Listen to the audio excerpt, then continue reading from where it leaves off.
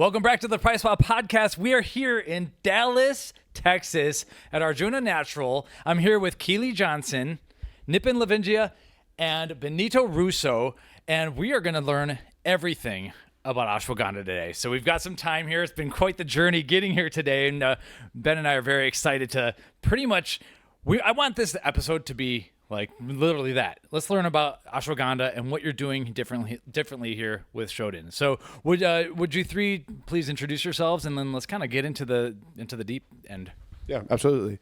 Thanks, Mike. Appreciate it. I'm Bennito Russo. I'm head of sales for Arjuna Natural. I've been with Arjuna for coming on 4 years right now. I've been in the industry for about almost 10 years. Been working for contract manufacturers, but also have a background in the branded ingredient space. Thanks, Mike. Hey guys, this is Nipen Lavingia at Arjuna Natural, and I'm Vice President of Brand Innovation. Hey guys, thank you again so much for coming out here. I'm Keely Johnson, the VP of Sales and Marketing for Arjuna for a very short time, just over 2 months now, but about 2 decades in the industry. Love nutraceuticals, love what we're selling, and I'm even more passionate about science. So I'm excited to talk to you guys about it. That's all today. I'm really excited for this episode. We've been talking about ashwagandha since forever. It blew up in 2020 and everything, but even before that, it's been in so many different products. So. We were joking in 2020. There was a point where I, just from ways of reviewing things, was taking like 3 grams of ashwagandha a day because it was in everything. It was in pre-workals. It was in testosterone boosters. Yeah, we were all a little stressed out too, so it was nice. But Shoden, you guys, really helped us understand the differentiation with it this year, which was a lot of fun. But I do want to say also, Arjuna creates a lot of other things that are really interesting that I think we're going to pepper in today. But obviously, Shoden and ashwagandha being the overall focus. So where do we start when talking about ashwagandha? I think we should give a background of Arjuna, who we are, what we did in the past, and kind of what we have for current products now, and then maybe where we're going in the future as well. And we can kind of extend that out through the whole podcast. So as a whole, Arjuna started in 1989, and it was 2 brothers-in-laws. One was PJ, and he was a savage businessman, and then Dr. Benny Anthony, who was a renowned chemist. And so these 2 came together in the herbal ingredient space. And they first launched a product around essential oils from mustard. And so that was their first product in the industry. And they quickly sought after innovation and knew that innovation was key for growth. And so they went into the omega-3 space for a marine source. And that was their second product. And so from there, they got a boots on the ground. They got some traction in the industry. And from there, they kind of switched over to more of the botanical space as well. And so they started out with a very well-known ingredient in the consumer space called BCM-95, which is a curcumin extract. It's really the kind of the gold standard in the turmeric industry. It's a combination of curcuminoids plus your essential oils. And so we started with a BCM, and that's been a flagship for about 2002, was it, when we started on the BCM side? 2002. Yeah. So it has over 95 different clinicals on that side. And then we've ventured out into many other botanicals, one being Shoden Ashwagandha, which we'll get more into detail later on. When I was in retail, I was telling Benito earlier that BCM-95 was brought to me, and I was told it was a standard. Like when someone comes in looking for curcumin, someone's got inflammation, like before I knew about all these different extracts, before I knew all these different things, all I knew was that was a standard that I could trust. So I'm excited to talk about ashwagandha today, but it's kind of funny that BCM-95 it's a pretty large extract. It's still a gold standard. Yeah, absolutely. Yeah, our headquarters is in southern India. In a state called Kerala, and in a city called Kochi. We have 3 different manufacturing facilities there, and we have a whole preclinical development stage there. We also have pharmacokinetics, phytochemistry labs as well, and so we do a lot of the back-end research there to test different botanicals before we bring something to market. So you do some of your data in India for absolutely, products. yeah, that's absolutely incredible. Yeah, and then we have a whole U.S. team and a U.S. office here as well. So we're vertically integrated from India into the U.S. and we're here in Dallas, Texas, and this is where our headquarters is at. Mm-hmm. This is a story I like, is because we're seeing the divergence of when we get into the ingredient suppliers, ingredient business. You see that you have botanicals, extractions, and then there's like fermentation, and then there's chemical synthesis. So this episode, that we're most likely just going to be talking about botanical extracts, and that's kind of where I like to play a lot. Like I think that Mother Nature offers us a lot of great stuff here. So What is funny, Ben, you kind of mentioned like we were getting into like 3 grams of ashwagandha a day or whatever. Shoden is not that though. Like this is a powerful extract. You do not need 600, 1200 milligrams of this stuff, do you? For a variety of different reasons too, which I'm excited to talk about. There's a higher standardization, not to speak for you guys, but just from as I was getting into it, first you start off with like, okay, it's a higher standardization, so you need less, and then you guys got into the glycowithanolides when we talked about this, and so it's like this compounding effect. It's like, oh my god, you only need like a little over 100 milligrams to get like a full dosage here, which is pretty incredible. Well, Keely, this is kind of your area though. Like you've done a lot. So you've been in the botanical area as well as like even cosmeceuticals, I think. So can you tell us like, give us a little bit of a rundown of why this is important here? I mean, with Arjuna in itself, right, starting in the late 80s, just what we've seen over all these years, almost 40 years, the transition of botanicals into extracts and what we're seeing now, the science has completely changed. And because I'm such a science buff and love all this stuff, you can really see the change, but also feel the change. And I think that that's where we're at right now in the industry is how can we concentrate and look at these plant compounds and make them into, more beneficial, sustainable, bioavailable, and actually help the human body, right? So that's what I've loved to see with our industry and to see the botanical change. But with the space that we're in, we're able to use them and manipulate them to the point that we get to standardize them in a way that they are more efficient in the body. And that's where I love with science, with Arjuna, is we're looking at the compounds that actually work, that are stable. With our pharmacokinetics, we see specifically with Shoden in itself, that it stays around in the body for over 24 hours. You don't see that with other compounds. So that kind of aspect is very cool to see on the science side, but then also feel in the body. And that's where the industry has totally changed, right? Is really diving into the user-friendly molecules. When you say that you don't see that in other compounds, are you saying that that's ashwagandha being different than everything else, or that's Shoden being different from other ashwagandhas? So I say that in general because, generics are still super important too, right? And we still use ginger classically for ginger. Mm-hmm. We don't always need an extract for nausea, right? So we can talk about botanicals in lots of different ways. And there's great reasons to use a generic, right? Even when we're talking ashwagandha, there's still a lot of reasons to still use a generic. But when you're looking to combat something specific, that's where, like, if you really need a sleep, aid, if you really need something to help that brain and on a cognitive function, that's where we can narrow in with the chemistry, right? Mm-hmm. So, Shoden, the word Shoden comes from a word called Shadna. It's a Sanskrit word. And in Ayurvedic context, it means purification, enrichment, or detoxification, however you want to interpret. So this project of Shoden was started almost more than 10 years ago.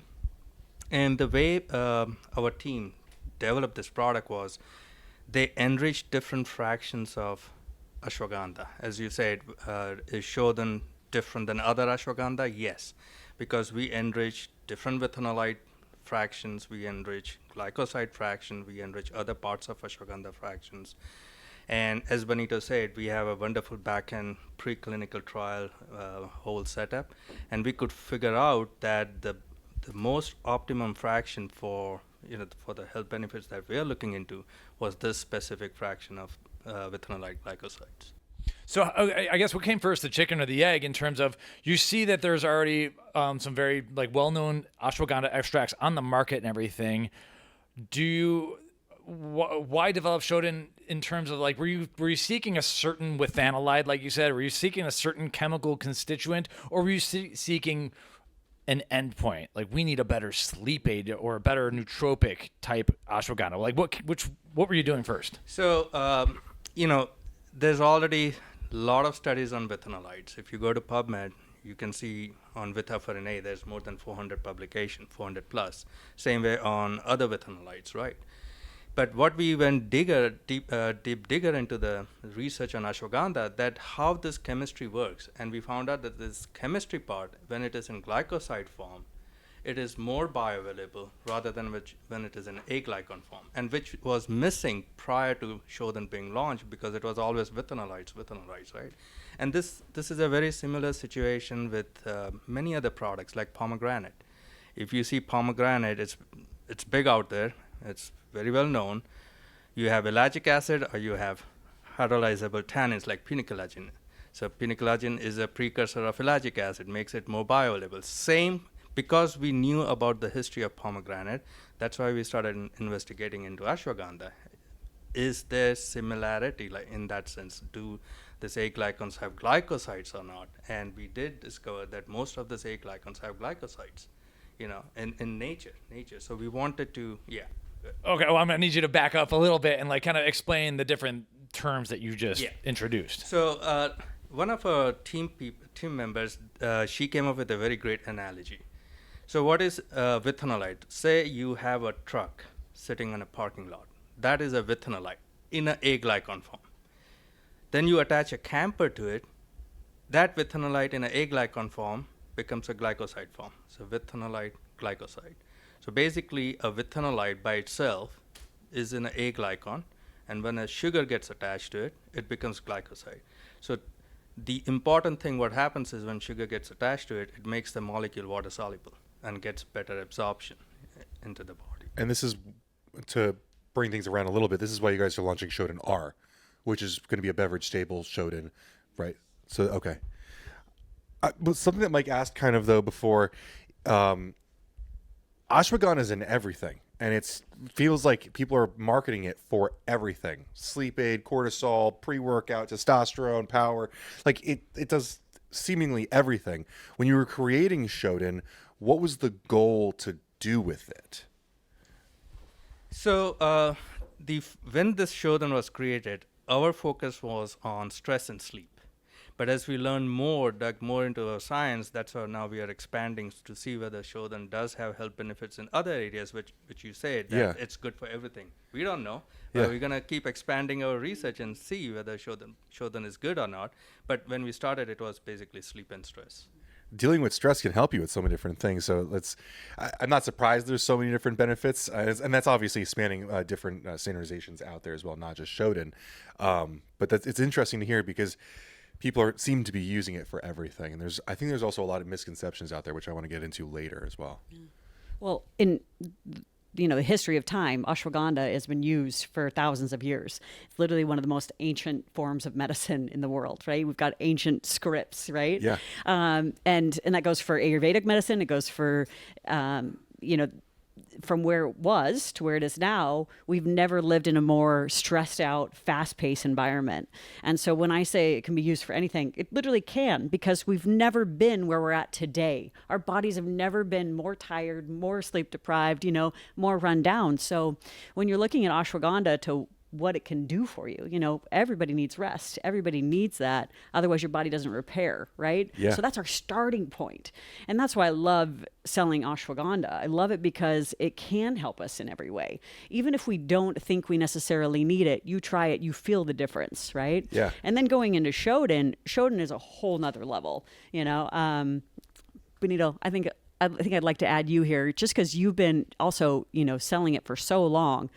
I've been using ashwagandha almost 25 years now, but Shoden specifically, I'd like to add you in here on the mix of just what it is, what it means, and the, I think when you go into the content. glycoside form of stuff, you need a smaller dose. And when using a smaller dose, I think you feel that more because of the bioavailability from the glucose side of stuff. And so I think when you're consuming this, you can use this ingredient or this product in many different ways, from sleep to going into work. You have a stressful work day, or maybe you're coming home from work and you have 4 different kids that are stressing you out. This is a great ingredient to use that. So there's many different applications in how to use this product for sure. Absolutely. Yeah.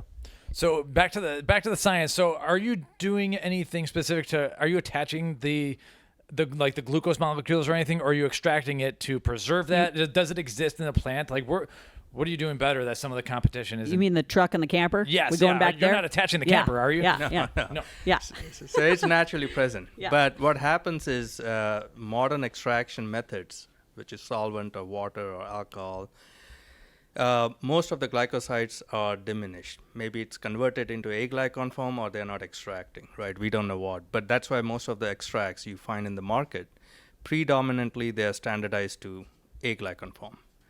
And what we have done is we have figured out a way to enrich just the glycoside form. We are not adding any glucose molecules or anything to it. Okay, cool. So in terms of like the market and everything, is this pull driven from you're selling to brands, you're not necessarily selling to like consumers. So are the brands asking for something specific, or are the consumers asking the brands for something specific and you have to provide it? Like, how does it work in your corner of the industry here? So I'll say, we don't only sell a branded ashwagandha. Shoden is our branded ashwagandha. We also sell generic ashwagandha, but it's all about our clean practices and how we make ashwagandha. That's also really important, and also protecting the farmers. And, it goes from literally from the ground to your supplement, and that's part of Arjuna's ways of, co-creating and then also making the end product. So, there's still great reasons to have that generic ashwagandha, and then specifically with the branded, we can have our call out claims, right? Which is really important when we're working with our customers and who they really want the branded claims on their products, that can support sleep, lower anxiety, all of these things. If that helps make sense. Okay, cool. Yeah. Since you are the woman in the room, are there any women's claims too? Because I'm starting to see a little bit moving in that direction. Thank you for asking. Oh, right. Yeah, we actually just completed our first women-only study on ashwagandha, on Shoden specifically, and we're really excited about what's coming out. Wait, just because it's a women-only study, does that mean you can make women claims, or do you have to have like feminine endpoints, or I'm not sure what the question I'm asking. Right no, it's a big deal, yeah. And specifically, we wanted to see specific markers with women. We still did our typical sleep, stress, anxiety, right? But then we added a few more specific to Cognitive women. Space as well. Yeah. Physical and emotional. Mm-hmm. One thing about Shoden means it's backed by multiple clinical studies, right? But I think Shoden would be the only brand, I would think so, and maybe you guys can tell me if I'm wrong, that it's studied in different countries, not just in one country. We have study from Australia, we have study from US, we have study from India, and we're going to keep expanding our studies in different countries around the world so that we can see how Shoden works on different ethnicity, different diversity, lifestyle, while most of the other brand lacks this because they're just studied in one country all the time. That's interesting. That's like never been brought up on this podcast, but it's something I've thought about a lot because we obviously are all different, So, do you notice any differences between different races or anything? Soon to see. Okay, so gotcha. Yeah. Right. Because you'd almost you'd have to do a multi-center study, or you'd have to do the same study in different countries and stuff. Mm-hmm. That's okay. That'll be interesting to follow. Ben, Mike, before you said we're business to business, right? And so when we're working with brands, we get feedback from them to understand what we want to formulate within, what type of category, and one of those categories that keeps coming up is women's health. The number one purchaser is women, right? And so we want to tailor our products in a way towards women as well to make sure that there's being research done on them, not just done on men. And so we're really proud to say that Shoden is one of those first products that's a full women's clinical, from ages from 30 to 59. And so we're excited to see how these results come out. And we can dive more into the difference of the products too as well. And there's been a decent amount of I would say outrage in the industry over the last couple of years over lack of honestly women data. That's just I don't know if you've noticed that supply side. This is a constant topic that women are underrepresented in nutritional data, and so that's pretty crazy that you guys went ahead and really studied that. Yeah, top categories right now: perimenopause, menopause, all the different symptoms in between. And so we're looking at those segments and we're figuring out where ashwagandha works within those categories and running clinical trials on that. That's interesting because, like you said, women. My wife controls the spending in the house for the most part. I can sleep with the mattress on the floor. Let's be honest. but we just had Michael Costello, GNC CEO, on the podcast, and he kind of explained what he wants the GNC stores to look like and everything. And a lot of the inspiration, and this is actually, he mentioned this off the air or whatever, but a lot of the inspiration is coming from the stores that look very, very clean, fresh, bright, and new, like an Ulta, for instance. And a lot of the brands he brought up were women based retailers, basically, or woman targeting retailers. And I think like it makes sense that this ingredient works in that world, but our industry speaks way too much bro, even in like the health and wellness space, Absolutely. not just sports nutrition. Sure, absolutely. Could you tell us the difference that you see between American studies and Indian studies, or really India studies versus, maybe European or Australia? Yeah, absolutely. Because there's a lot of discussion about Indian studies versus American studies. Yeah, and not to name any specific brands or anything, but there was a couple of studies I just looked it up. This was a few months ago. It was published from Europe, and whatever the studies were done in India, they had all positive results. But the study that was just published, most of the domains that were the parameters, outcome parameters, didn't show any positive benefits in them. Yeah. Yeah, no significance. What are the data that you guys produce in India? So, fortunately, as Benito and Keely said, the study we conducted here in US, this was again on 3-arm study. One is Shoden. So Shoden is basically roots and leaf extract, right? 35% glycowithanolides. We also coming out with Shoden-R, which is a new product for us, and we wanted to see, and it's also standardized to withanolide glycosides, and we wanted to see whether the Shoden-R, because Shoden already has multiple studies, we wanted to see whether Shoden-R also or is good or equivalent to Shoden in the clinical study, right? So what we did here, it was a 3-arm study, Shoden-R compared to placebo, women's only, age 30 to 59. There were a lot of domains in stress, cognitive, energy, and sleep.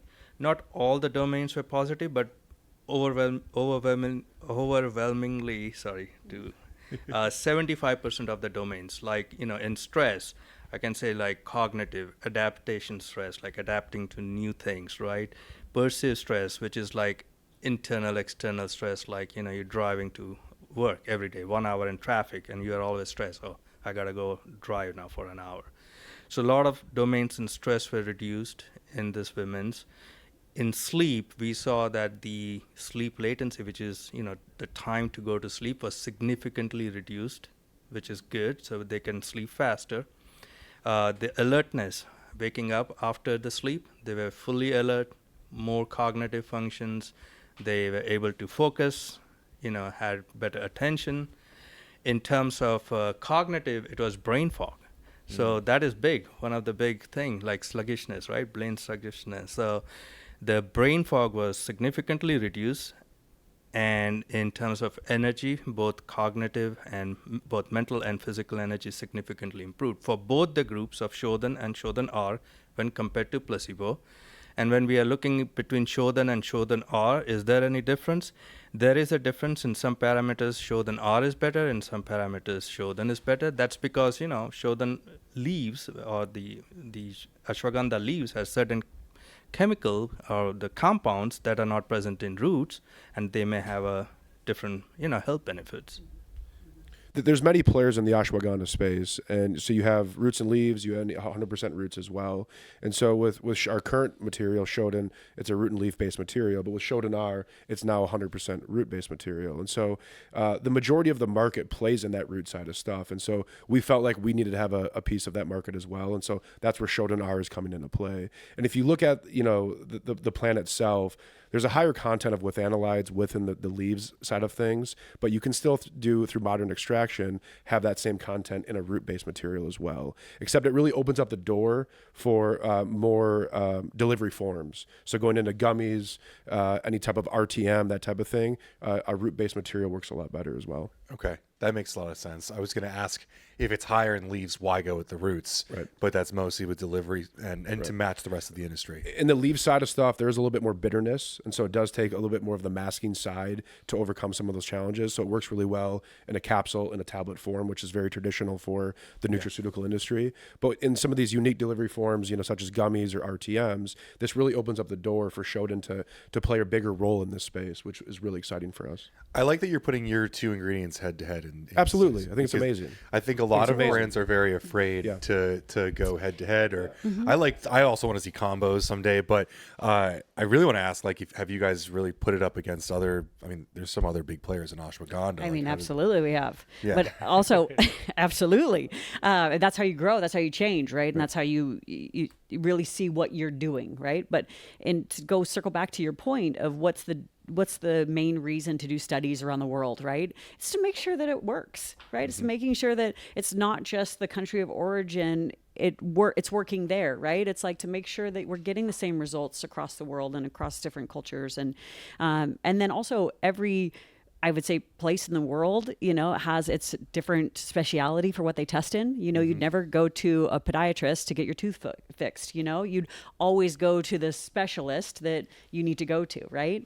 And so if we're going to test, like, we might as well try it out around the world. Sure. And let's test it with other products. So I want to bring Nipen into this. On our Pharmacokinetic study, we actually did a 4-arm study where we looked at a 2.5% generic ashwagandha, which is very common in the industry. We looked at Shoden and 2 other popular ashwagandha extract as well. And we evaluated these 4 to better understand how these worked and how they work differently or better. And we have some really significant findings when it comes to the Shoden side of stuff. Do you want to kind of dive into a little bit of the pharmacokinetics at all and understand some of that?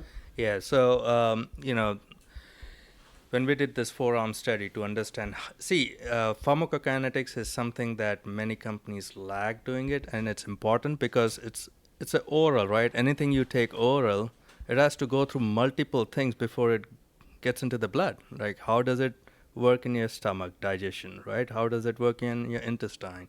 How does it affect the final outcome when it gets into the blood? So we wanted to understand, how does our product work and compare with other products. Let's see what other brands We're not scared to test against other products. Let's see it. Let's put it up.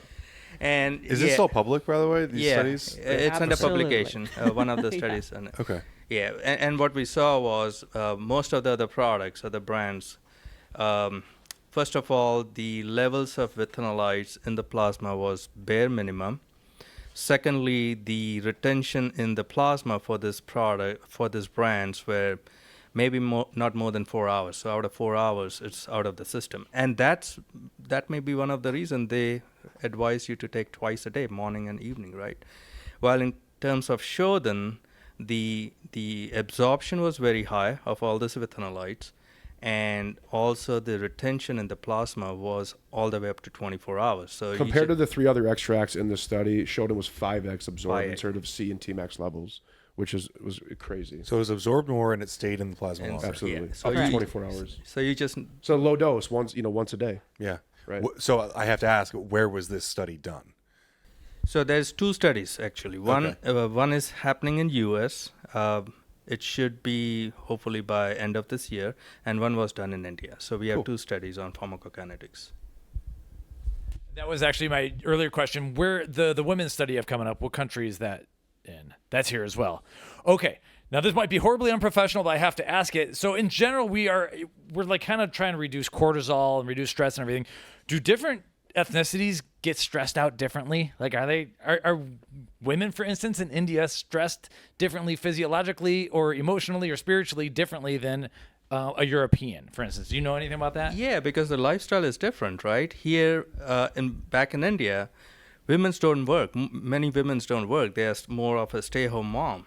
While here, women's work. They have a full-time job. So the stress in this country is very different than stress level in India. Okay. Is there any difference biologically, do you think, or is it more or less kind of just... It's more or less lifestyle-based or socioeconomic based. So. Gotcha. I'm sure plenty of people listening right now are thinking that being a stay-at-home mom is just stressful enough. But I'm sure. But I like the point. It is different, and I think that's Yes. very interesting. I mean, I would even say like just maybe not more or less, but being in America, like we're so inundated with like social media and stuff. Like there's just like a different type of stress. So it is very interesting. You're studying in different countries. Yeah, I think, in my opinion, like working a lot, if you have a spreadsheet job or whatever, it's like the blue light, dealing with the work pressures, and then coming home to having to deal with more stuff is a challenge. Whereas having children is just pulling your hair out. It's like, I don't know. Yeah, it definitely is different. Yeah. So I'll tell you about the study in Australia, right? So this was on overweight male, middle-aged male.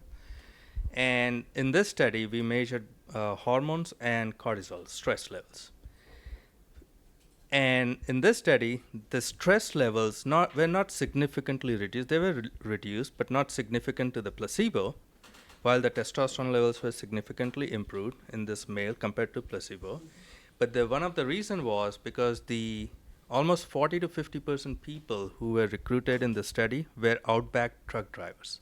Now, their stress level is very different because they are in the outbacks for 2 weeks at a time. And then they come back, they stay 2 weeks at home, and again they are back onto the outbacks for 2 weeks. So and when they're working, minimal sleep. Yeah, diets kind they of all pretty over much the work place. 20 hours a day. Yeah. Right. That's interesting. I wanted to ask you before, what kind of subjective and objective markers you're using for these things. Because you're talking about sleep, stress. Like for me, I've gotten my cortisol done by blood a couple times, and it was very eye-opening to me. But a lot of studies use more subjective measures for stress. So we use both cortisol, the hormonal, and also subjective, which is like Hamilton Anxiety Scale or Depression Anxiety Severity Scale. So these are all validated questionnaires that can assess your stress levels. That's awesome. Happy to take this for me.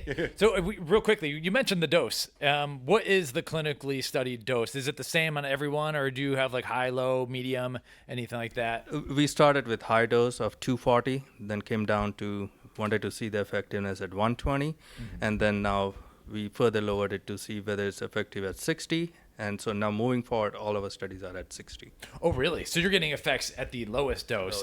That's incredible. Mm-hmm. So Yeah, it's almost unheard of to keep going down. But now with knowing the pharmacokinetic study though, and knowing how long it lasts in the body, there's reasons for it, right? And this is why science is so important, right? Is to do the research. We didn't want to start too low, right? But you get the backing, and then you can try it a little bit lower. And we've got claims at all 3 different doses. In this pharmacokinetic study, we evaluated these 4 different arms, right? And one of the arms was a 2.5% ashwagandha, but we wanted to have an equivalency of withanolides. So in the 2.5% generic ashwagandha, they had to have a 7,400 milligram dose, which equals 185 milligrams of withanolides. And for Shoden, it was a 480 milligram dose that equals the same amount of withanolides. So you can see the extraction level difference from consuming a glycoside form versus just a regular, aglycone form. Seriously. Okay, that's cool. I see.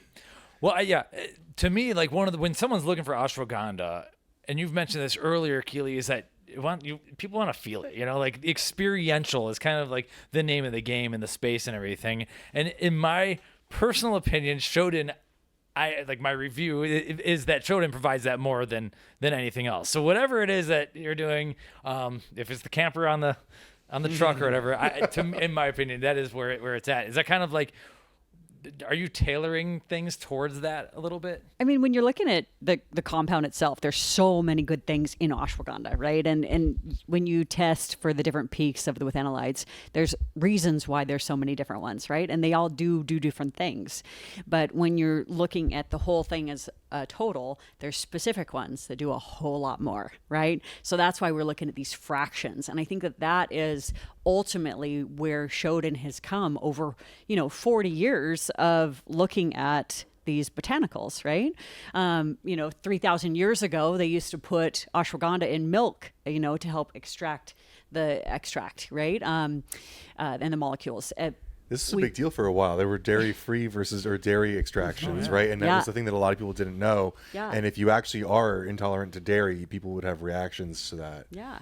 I forgot about that. Yeah. I mean, and so now, looking at, literally the plant chemistry and seeing which molecules do what, we can take those extractions and then use them.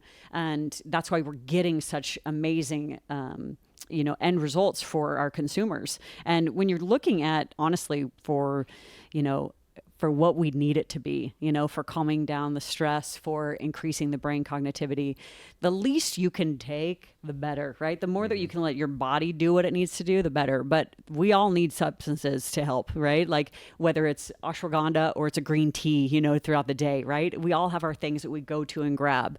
So with the ashwagandha, there's a lot of good things about it, but we've just concentrated at the ones that we're notably looking at. How far can we push this? Like, is ashwagandha, is Shoden going to make me happy? Am I going to feel joy? Yes.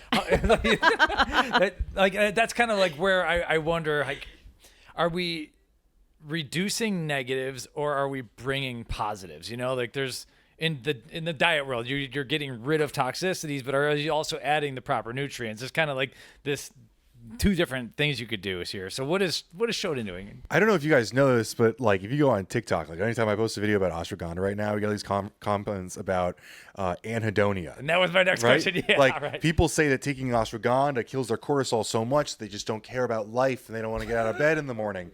And it was funny. We had a really great writer on our channel for a while, and I would pose questions to this guy to go research for a while. And he was like, maybe this is them just experiencing life without like crushing amounts of depression and anxiety. And this is just normal life. But I just have such a hard time believing that these like 20-year-olds on TikTok are like experiencing some crazy experience of using an Ayurvedic herb. I just don't believe it. You know, and it's like, especially with you guys, as like the dose is coming down and down and down even more. I'm like, I just have such a hard time believing, like I've taken tons of ashwagandha. I have a very hard time believing that anyone's really having this. And to me, I think it's just kind of all a placebo effect of hearing something on TikTok. But I would love to hear what you guys have to say about the safety of ashwagandha. I mean, safety is one thing. I also note that this is an adaptogen, right? And if you know what an adaptogen is, it's helping the body, right? So like, let's take somebody who's crazy stressed, right? Let's go beyond just normal stresses in the day. And you take an adaptogen. What do you think that the body wants to do when you take something to assist it? It's going to go completely the opposite way, right? So we're not just going to bring it down a little bit. The body's going to help itself. We also have to remember that the body is super smart and it can heal itself as well. We're just giving it a little bit of an assist, right? And so, just before we spin off into all that, adaptogens will do what we need it to do. But, there might be some people that really go off the extreme because, they might have stayed up for the last 24 hours. We don't know what these TikTokers are doing, That's a good point. See, natural products like ashwagandha, any botanicals, they are different than drugs, right? That's the difference between natural products and a drug is drug will reduce to whatever level while natural products will modulate like cortisol. It will modulate the levels of cortisol to a healthy level, what your body requires. Further than that, it's not going to lower. Well said, Nipen. Yeah. Well said. Mike kind of led off the podcast talking about Mother Nature and that we kind of trust it in a lot of ways. And, we see a lot of ingredients out there that are just created synthetically. And, we have different discussions on morality of that and all. But one of the things I love about talking about your products is that we very often are talking about like what exists in nature and what is most efficient to grab from nature. And I definitely agree with you that I don't expect ashwagandha to totally tank my cortisol to the point where I don't feel like getting out of bed in the morning. Which actually might be a good discussion as well. Is like really what is the value of cortisol as well? Right. I was going to ask, first off, is cortisol reduction or modulation, is that the only or the main mechanism?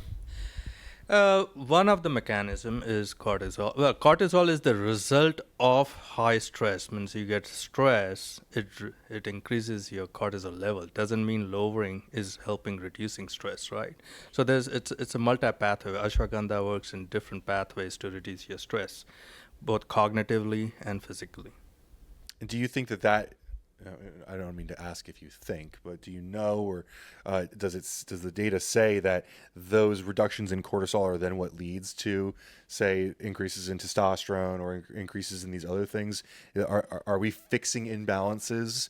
Yes, because the production of cortisol and testosterone or any hormone like estrogen is from cholesterol. Cholesterol is your primary molecule, and if you increase the pathway of cortisol, it will definitely affect the hormonal pathway of testosterone or estrogen. If you can reduce that cortisol levels, then it can improve your testosterone levels or estrogen levels. In fact, in the study in Australia, the participants who were Outback truck drivers, they were so highly stressed that their testosterone levels was right on the baseline, like around 350 or so. Yeah, that's how I look at a lot of kind of like this category, but especially ashwagandha, is it's not like ashwagandha itself produces testosterone. It's the fact that you are so heavily held back by the stress in your life that an adaptogen can help you adapt to those things. And then, obviously also quality sleep is super important for testosterone levels. And we're just really supporting basic functions that you then have all these other benefits from. So I don't know if you know this, but a lot of brands say that their product helps in sleep, right? Like a lot of ashwagandha brand. And same way with Shoden also, we have done sleep study. But what we have done separately is we have also done mechanism of action. How does Shoden helps with sleep, right? So, in sleep, our sleep involves a lot of electrophysiological parameters, which is like all the brain waves, right? We call it, you have alpha waves, beta waves, gamma waves, delta waves, theta waves, right? So delta waves is when you are sound asleep, you're deep asleep basically, and it creates delta waves. And theta waves is when you're dreaming, but you're still asleep, right? So what we've seen in the mechanism of action of Shoden using EEG models is that Shoden can increase the delta waves. That is how Shoden helps with restorative sleep, deep sleep. Going further, do you know why that's happening? Like, is that a cortisol mediated thing, or have we not dug that deep into it? Well, ashwagandha is already known for its GABA mimicking properties, right? So it reduces those neuron firings and calms your mind down so that you can calm down and then go back to sleep or have a good sleep. Yeah, if you look into sleep, one of the main things of not getting good sleep is a racy brain, right? And in our most latest study on ashwagandha, we also looked at brain fog, right? And that could also be a part of that, like just when your brain's not fully functioning, right? And you can look at it both ways, being too busy or being too spaced out, right? And so the fact that it can calm down the brain or assist the brain, right? Is really where those benefits are coming Well, from. it also helps you sleep a little bit faster. In the Shoden clinical, we saw subjects falling asleep about 3 to 4 minutes faster. Interesting. Yeah. I like using mine at night because cortisol is still important to have enough in the morning to get up and like give you some vigilance. But I find that Shoden before bed is like a really great, kind of come down for me.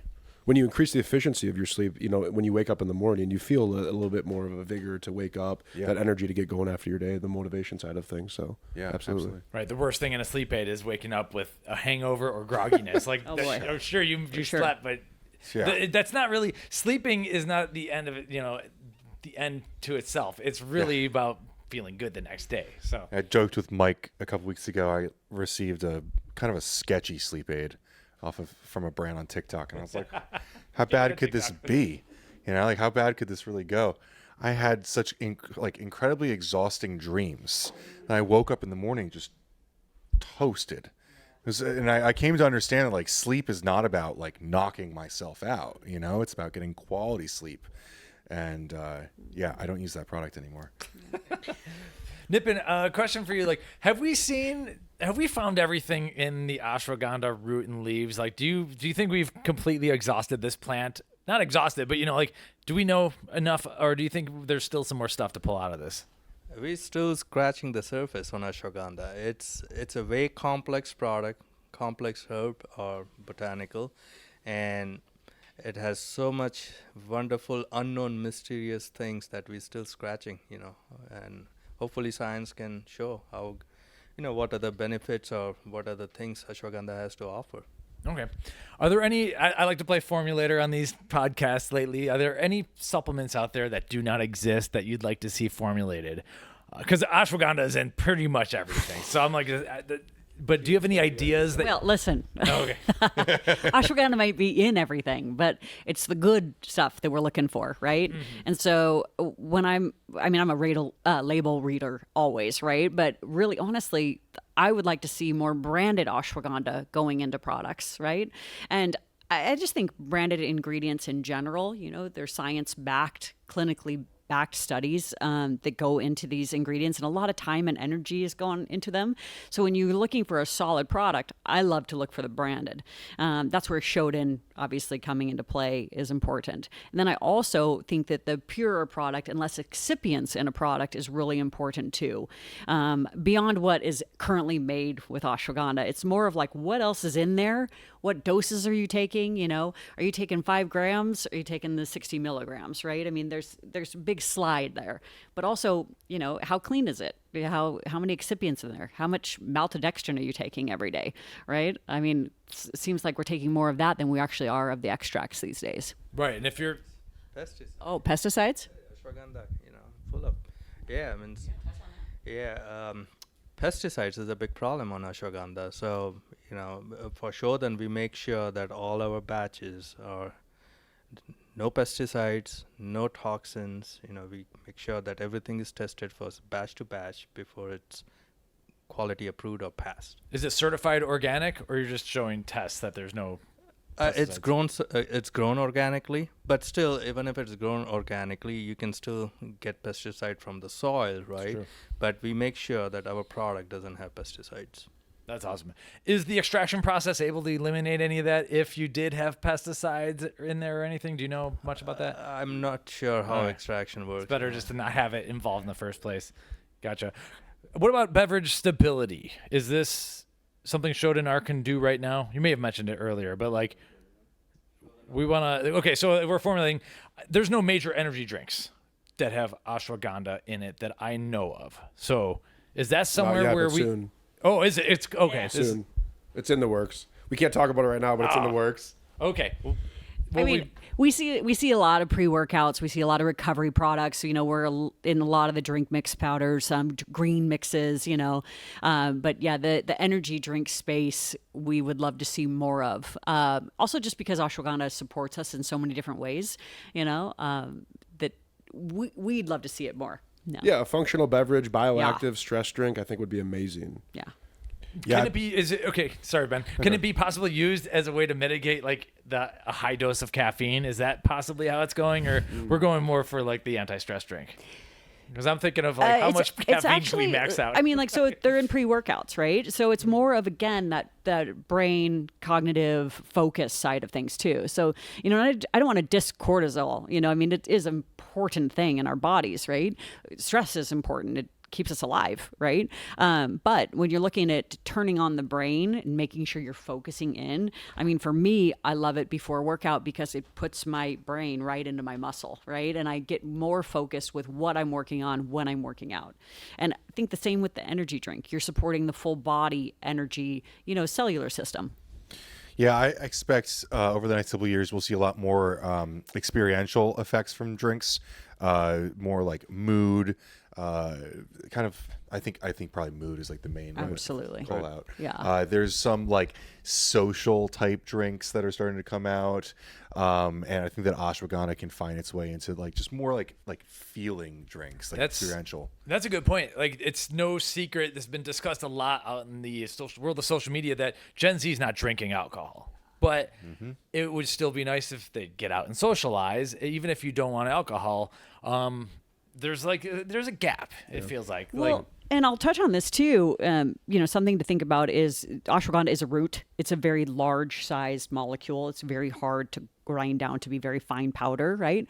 But our Shoden-R is actually at 60 milligrams, goes great into water. It's water dispersible, and then there's hardly any taste. So on that aspect, at 60 milligrams per dose, which is so low, going into an RTD or even a drink to powder mix, it's a really nice addition. You guys should get into the THC drink market.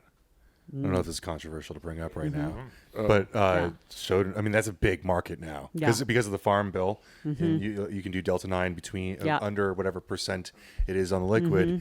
That would be probably a pretty powerful addition in terms of like mood and that'd be interesting. Yeah. Well, just in the nootropic space in general too, Yeah. Big support that way. But like you said, Gen Z is not drinking as much. And so a lot of like different alternative types of drinks are starting to come out. Absolutely. Or the lifestyle drinks. Didn't you work with a company in UK who were designing this non-alcoholic with our Shoden. Oh yeah, three spirits. Yeah, three spirits. That It's sounds cool. non-alcoholic.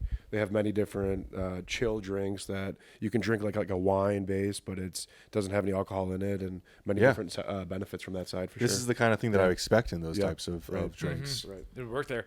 Is there a max dose or anything to be worried about? Like if you're drinking a 12-pack of these things or anything like that, times 60 milligrams? That's a great question, actually. Yeah. Yeah, so we have safety studies on Shoden, and we are about to be published. It's under peer review. It's a human safety study, and what we have done is we have done a dosage as high as 480 milligrams. It's on about 64 people, if I'm not remember it correct. And it's a 3-month study where we're going to measure after end of the 3 months all the blood parameters to see anything change, and nothing has changed. Everything was safe. So That was daily 480 daily milligrams. 480 milligrams, That's which like is liver enzymes, kidney. everything like- was They were everything was- worried about nothing. They didn't care about anything at the end of that, I bet. 'Cause I mean, like, They dude, I mean, they just of course- felt good.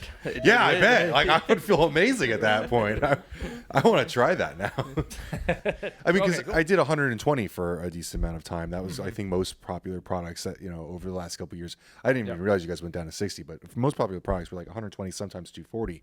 But 480 on a daily basis, that's got to feel amazing. Well, when you're talking about 60 milligrams, you could get into that beverage gummy space, I assume, is very absolutely. easily done. The chew space now, the Starburst chew, that's becoming a popular area. Yeah. We're going to see that with Shoden as well. Not Starburst itself, but like a chew yeah, kind like of a like chew, that. yes, Yeah, exactly. okay. Of the texture. Like that. Absolutely. Very cool. Okay, cool. Yeah. Anything else on ashwagandha? Do we miss any like major points or anything? or- Liver toxicity. We talked about safety, but that's another thing that people like to say online, that there's issues with liver toxicity. But Does that matter on the extract or maybe the lack thereof of extraction? Well, are you talking about that European thing that started about liver toxicity? Yeah, Denmark there thing? was a controversy about it, but I guess I would also probably bring up the amount of different extracts out there and other types of extracts that are occurring, right? Not everyone is pesticide free or, dairy free, or like there are other extraction processes. So your safety data might not affect all of those. Yeah, we have our safety shows no change in liver enzymes or kidney functioning or heart, lungs, anything. As an expert on ashwagandha overall, is there any reason you would ever be worried about that? No, because this report, again, if you read the report out of Denmark or Sweden, it's still not clear what exactly they tested, right? They tested they picked up the bottle from the store, or they... There's 15 different ingredients in the supplement. It wasn't just ashwagandha in there. Yeah, and Yes. that person also has a lifestyle too. Right. That's right. Right. All these cases are always, it's very annoying to us. I don't even cover them anymore. So one of the, I think it was like 15, 20 people case study.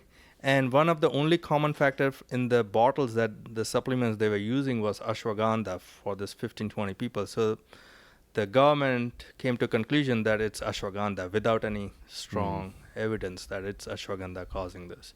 And as we said before, ashwagandha is in everything right now. So that being the common denominator is not surprising. Right. And that's a bit of an issue I think people get themselves into is like it only takes one to being toxic in one thing to like mess up everything for you. So it's like the weak link in your body is going to break by the thing that you break it with or whatever. And that's why I like more targeted formulas that don't have 15 ingredients in it anymore. Like that's where we've kind of shifted. Like, yeah, it's fun to take a 30-gram pre-workout once in a while and everything, but on a daily basis, it only takes one thing to mess you up. So it's like I'd rather target. Were these consumers also on an empty stomach? Taking something on an empty stomach can also cause some nausea as well. So I would look at some of those factors as well. Did they drink? Right. And look at this way. Look at this way. You consuming 1 gram of ashwagandha, for example, or any botanicals. 1 gram will have how much heavy metals compared to 60 milligram?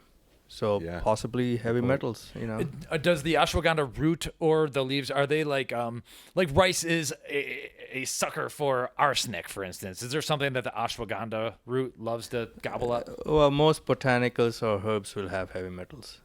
Yeah. Okay.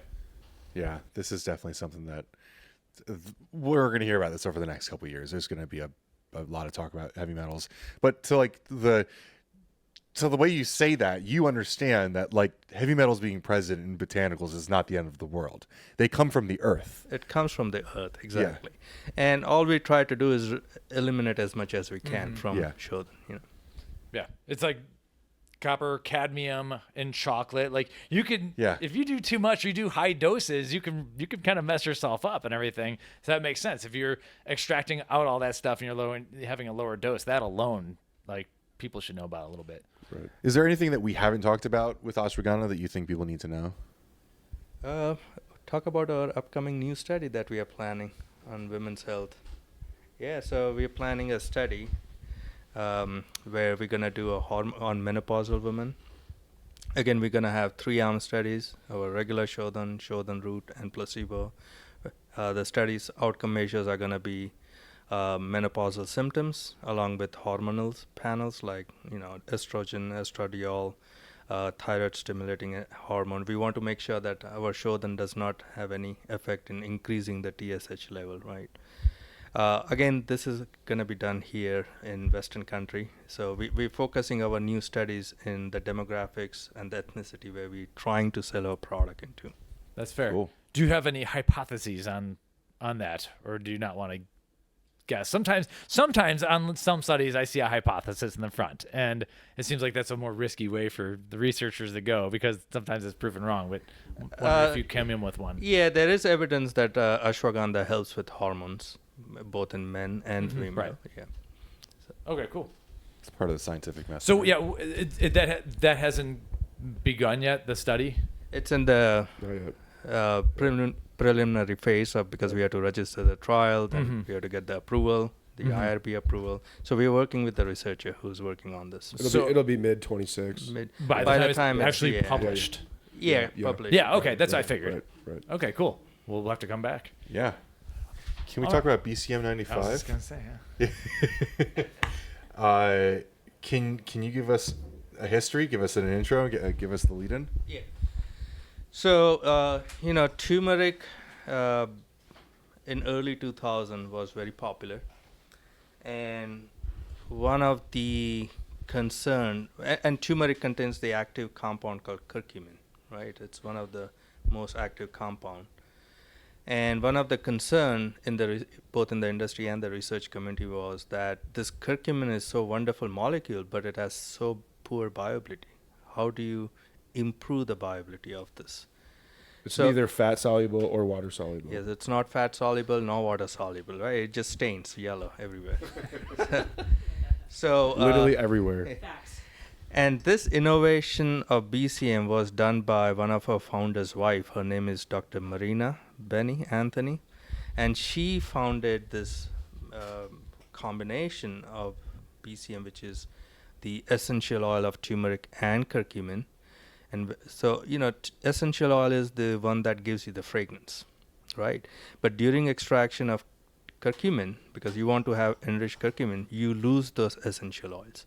So Dr. Marina figured out to bring those essential oils back into BCM along with curcumin, and this synergism helped increase the bioavailability of curcumin. Because see, what happens with curcumin is it gets metabolized by our liver enzymes. It's called detoxifying liver enzymes type 2. And this essential oil prevents from that degradation of curcumin into the metabolites, secondary metabolites or glucuronides or sulfates, right? So this was the innovation that happened, and it was the only turmeric product which was 100% turmeric base, no external additives or bioenhancers, because you might have heard of bioenhancers like piperine. Black pepper. So what is the role of black pepper? As I said, our liver enzyme is responsible for breaking down, or we call it conjugating or metabolizing curcumin. So piperine blocks those enzymes. The problem with that is most modern drugs are designed in such a way that they need these enzymes to break those modern drugs to become active. By themselves, they are not active. A lot of blood pressure medicines, diabetic medicines. So if you take too much of black pepper, it can alter your medication, prescription drugs, So we were the first company to have a bioavailable turmeric, which is 100% derived from turmeric. I love that. Okay, because we're always talking about doing all these crazy things with this molecular class of molecules from this plant, this root that, and then you like the root itself already has what it needed. Right. You're just you kind of extract it out, but you have to put it back. Extract it, exactly. And not That's only hilarious. Yeah, and not only that, the oil, it's called AR turmeron, aromatic turmeron, by itself has a very powerful anti-inflammatory properties. So by itself, it has been studied. You go to PubMed, there's a lot of publications on the oil's health benefits by itself. So it's a synergism. Not only it improves the bioavailability, but it also increases or synergizes the anti-inflammatory property. That's Over cool. 95 different human clinicals. A lot of those were done by third-party researchers as well. So it's looked as the most researched curcumin on the market. Worldwide Right. study. That totally And you can also talk about delivery forms. It's most well known in a capsule or tablet or soft gel, but we can go into a gummy. We can go to an RTM. I've had gummies with it, and it's surprisingly not bad. Yeah. I Right. was very impressed. Right. Okay, so you're adding the oil back. Is it does it have to, is it a powder? Does it have to be spray dried, or how are you? It's a powder. BCM-95 is a powder. So yeah, we incorporate the oil back, but still keep it in a powder form. So, Okay, gotcha. You said it's not fat soluble, yeah, but you're incorporating it with the oil. it's an essential oil. Okay. So this is not a fatty oil. It's a lipophilic oil, but it's not like omega-3 fatty acid Sure. oil or Okay. your olive oil. Yeah. Is it sprayed on anything, or like you said, it was spray dried? Are you using any sort of carrier for it? Or I was anything? asking if it was spray dried. Oh, I oh. don't know. Oh, I'm sorry. No, actually, it's a different technology how we blend it back with curcumin. Got it. Okay. Very interesting. But yeah, ultimately it is a powder. Okay, so out of all the studies that have been performed on this, are there any like that are super interesting or that are worth calling out at all? Like, I'm like BCM. There's so many studies, to be honest, and most of them, many of them, I wouldn't say most of them, are done by university-sponsored studies, right? So yeah, it has been studied on prostate health. It has been studied on, I believe, joint health. In case of joint, it was, I believe, it was rheumatoid arthritis and osteoarthritis. Then it's been studied on breast health, cognitive health. It's number of studies, number of health benefits that BCM has been studied on. Does it do all of these things through anti-inflammatory? Interestingly, if you look at, I don't have the chart, but the curcumin, the molecule, is what do you call it? Drugs are mono-targeted pathway. Curcumin is just one molecule has multi-targeted pathway at the same time. You know, there's a graphic that we use on the There's blog a lot, and it's got like thousands 25 of- circles yeah, around it yeah, because it yeah. hits so many different pathways Yeah. and everything. Is pain relief something we're allowed to talk about at all, or is that not? not on BCM. We don't Okay. have pain relief. Yeah. Gotcha. Isn't it like relief of discomfort or something I like don't that? know. Like That's what I- relief of Right. joint discomfort? Well, yeah, Yep. because there's a few different ways you could approach joint discomfort. I think a lot of people just want pain relief. In the sports nutrition world, there's recovery, there's flexibility and range of motion, and then there's just basically like, I want my shoulder to feel good enough to do flat bench press again. Right. So Right. Within hours or days of taking it, you'll notice a big difference. I think one of the bigger areas within the turmeric anti-inflammatory space that we need to consider and look at, especially within the Amazon side of stuff, is around an extract versus a powder. And if you go on Amazon, you find a lot of powder supplements with sprinkles of extract in it. And so with the BCM side of stuff, we're standardizing to those curcuminoids, as Nipen said, with the AR turmerones and the essential oils as well. So when looking at that, you want to make sure that you're getting an extract, from a quality but also a result perspective. This is a discussion that we've kind of sprinkled in over the years. Every time we talk about botanicals, is Yep. like kind of like adulteration, where there's a generic, Yep. and then you're spiking it with Yep. certain extracts. So you might be buying a turmeric product and it might have 3,000 milligrams of turmeric powder in it, and it might have 50 milligrams of your curcuminoids. Exactly. And the same thing kind of goes in the ashwagandha space as well. Yeah, and that's what I was kind of curious. You guys also sell a generic ashwagandha. Do you also sell generic curcumin or generic Absolutely. turmeric? Yeah. Could you tell me the difference when someone's buying a supplement? Why would you go for a generic extract versus a patented or a standardized extract? Yeah, but I'll go into more detail on that with that one. Well, basically, companies who go for generic is basically for price, right? But what you don't get with generics means, we make sure, even we offer generic, we make sure the quality is utmost important. But there are many products out there in generic space that, quality can be lagging. Means, as I said, heavy metals. There's no can be high. standardization in it, so we're meeting those standardizations. Yeah. Right. And so the reason I ask is there, I know you're offering it to have an offering, of course, but is there ever a reason when you're formulating something that you would use a generic other than price? Well, also in terms of like our customer, why we are offering generic. Like if you were going to create a product, okay, would you always use an extract, or would you ever look at that generic for a specific reason? Let's say, like a high, mega dosing or a high dose of a generic at the same price as just getting the patented or the extracted version. Is there sometimes you just want more, because I'm okay. No, because you had mentioned before, like selling a generic, like, I can't think of a reason, right? I mean, we've been talking about Mother Nature a lot, but We kind get of it, just but- like these yeah, targeted this is- products. No, listen, it's price, right? And Yeah. and you can buy your clothes at Target or Costco, or you can buy it at Nike or at specialty brand, whatever it might be, right? And so there's always going to be ranges of everything, right? And you have to remember too, we have all kinds of consumers, and we have the some brands are hitting on the consumers. marketing side. That's the focus Yeah, of it. They yeah. put Yeah. curcumin, turmeric in the Yeah. product. Yeah. Consumers don't know the difference between an extract versus a powder, Yeah. but Yeah. they're also saving on the margin side by including that powder side. Yeah. But if you really want the benefit in those results, you need to look for the extract Yeah. side Yeah. stuff. Well, and you're buying supplements from Costco, which, believe me, I've been there, done that. There was a time from, I don't know, maybe 18 years old to my late 20s when I was buying my supplements from Costco.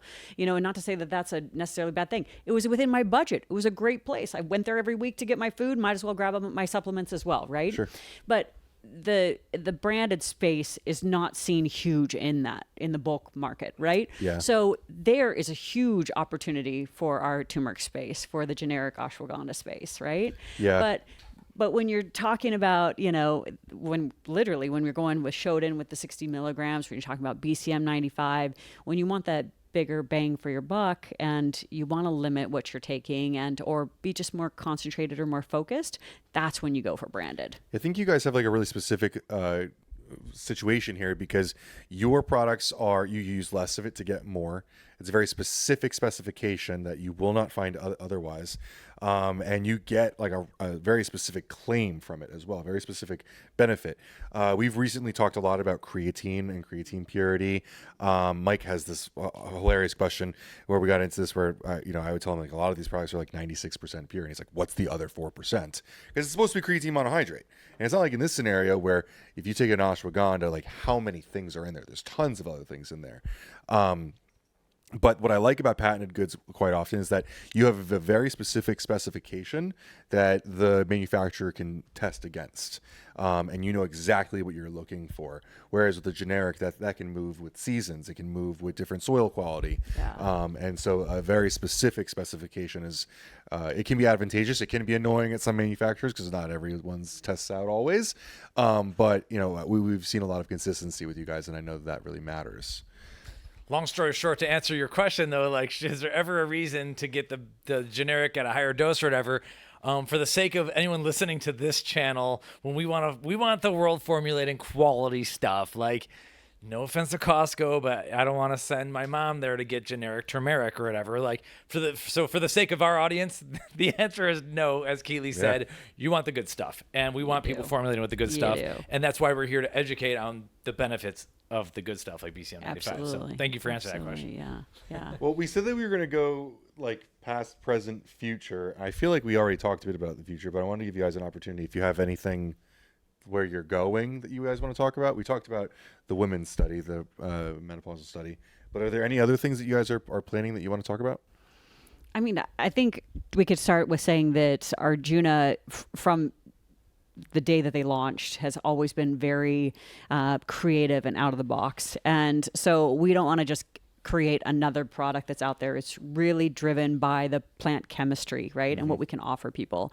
We're currently looking at a very cool product and making the very cool product. And it's going through a study right now that is supporting the mitochondria function of the body. We're talking longevity, anti-aging. We're getting into the space where people are really looking to, increase their longevity and just overall health. So in saying that, I'll add Nipen in here to give a little bit more. But And besides mitochondrial health, it also helps in fatigue, overcoming fatigue and energy. So this will be a cool product which can, in a day-to-day life, and we can be open. This is a product we are making from okra. We already launched in Vita Foods last year. And not this year, sorry, Vita Foods this year. And the way it works in helping overcome fatigue and improving the energy is mitochondrial health. It helps in increasing the ATP production. Yeah, it's very. It's a semi-sweet powder, so it's gonna be really good for your RTMs, your RTDs, and so we're gonna hit that space because we all know that space is blowing up even more and more. Yeah. A lot of competition in that space for sure. And it's okra. Everybody knows, right? Right, vegetable.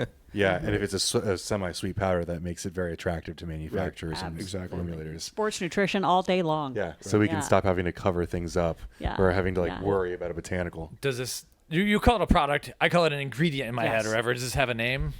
Yes, it sure does. OkraVive. OkraVive. OkraVive. I like it. Yeah. Okay, so we've only covered one other ingredient that has some okra in it, and when I was doing the little bit of a dive in the research, it's really interesting, but it's kind of all over the place. So it's clear that this plant has some stuff in it that can do lots of stuff. So there's a lot of stuff. But so I'm kind of excited to see where you take it, because when we see an extract that's not being utilized by the industry and it has a lot of just scattered research, that means there's a cool shotgun out there, and I would love to see someone point a rifle at it and really knock down some endpoints. Mm-hmm.